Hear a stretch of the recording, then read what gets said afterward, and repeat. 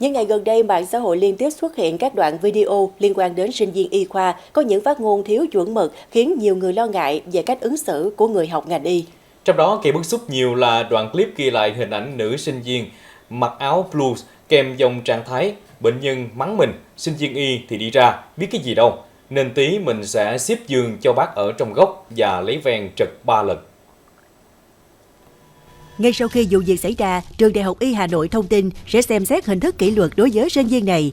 Tuy nhiên, theo các bác sĩ, những sự việc trên là lời nhắc nhở về trách nhiệm nghề nghiệp, đặc biệt đối với sinh viên và nhân viên y tế. Hầu như sinh viên y nào cũng từng trải qua những tình huống khiến tủi thân hoặc ấm ức.